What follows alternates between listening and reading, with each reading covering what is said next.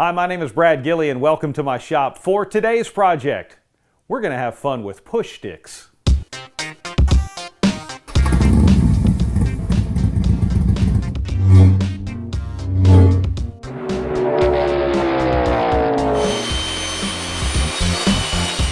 Now, the idea for this project just simply came out of necessity. I didn't have any push sticks in my shop. I went to the big box stores, I went to the hardware stores. I couldn't find anywhere where you could buy them.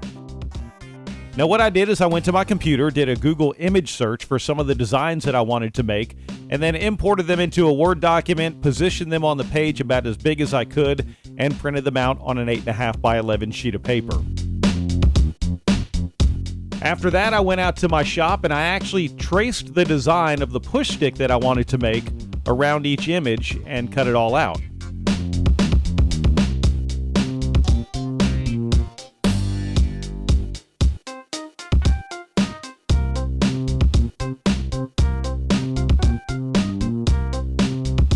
Once I had all my shapes cut out, I grabbed a scrap piece of plywood I had laying around the garage, and with some spray adhesive, I attached the designs to the plywood before heading over to the bandsaw.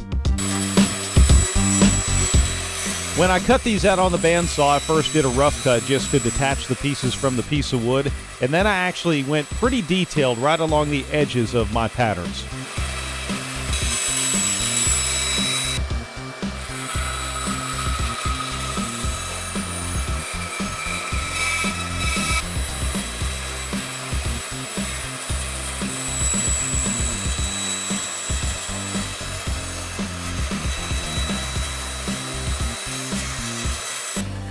Once I got everything cut out on the bandsaw, I took all the pieces out to my belt sander to first flatten out the bottom edges of everything. This is the part that's actually going to push the wood.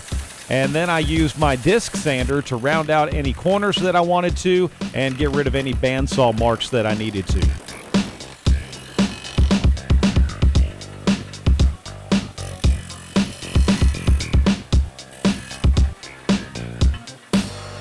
Next, I headed over to my drill press to put a hole in each one of these to be able to hang them on the wall for storage.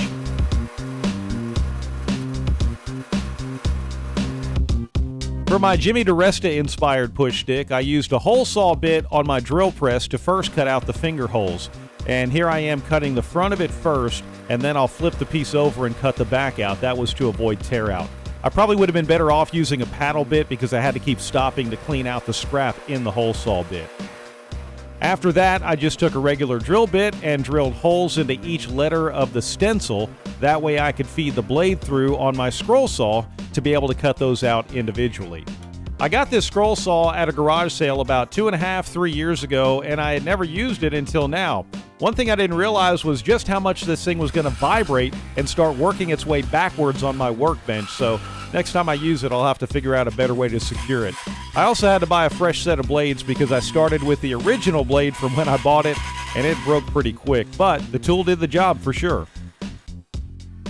Once I got everything drilled out and cut out, I grabbed my little mouse sander, peeled off all of the stencils, and went to town sanding it to smooth out all the surfaces and smooth out all the edges to get it ready for paint.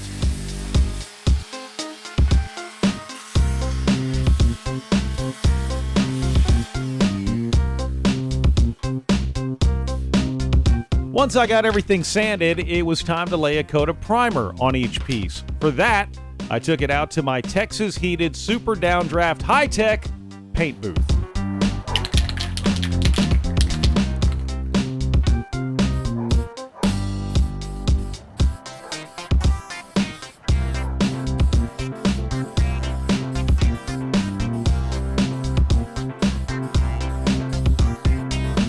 Once each piece got an immaculate and superb paint job, then I took them to a sterile and dust-free environment where they would hang to dry.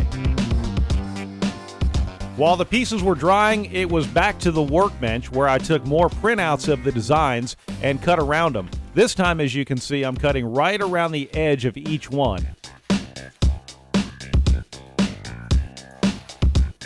With everything dry and my designs cut out once again, then I laid each one of the pieces on the push sticks and just simply traced the outline.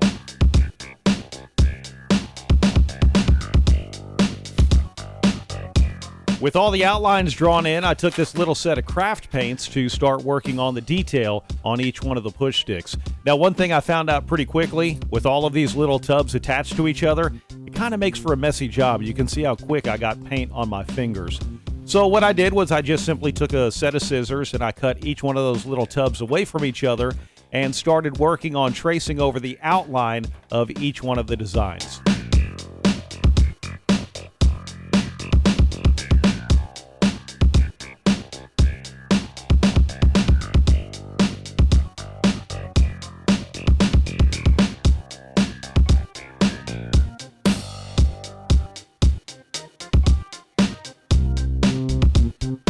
Once I did all of the outlines and most of the blacks that were needed, then it was time to start filling in color and start doing some detail work as well.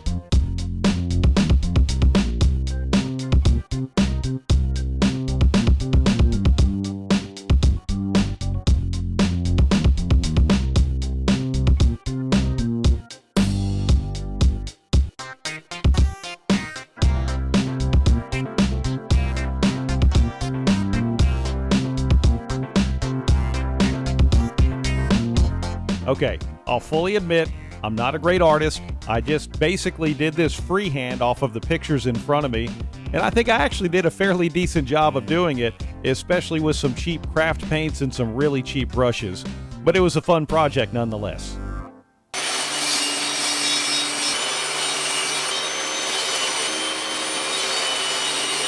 Well, I hope you enjoyed it, and I do appreciate you tuning in to my channel. I know this is kind of a goofy project, maybe a little bit unnecessary, but look, if you're going to have push sticks in your shop, you might as well do something fun with it, right? If you've tried a goofy idea like this, or maybe you've got a better way of doing it, be sure and leave a comment below. Also, I'd appreciate it if you hit that subscribe button, and you can like or dislike the video. For a list of tools and materials I used, you can find that in the description, and check out my Patreon page. I'm going to make a lot more videos like this, and any support you can give is much appreciated. Thanks again for tuning in.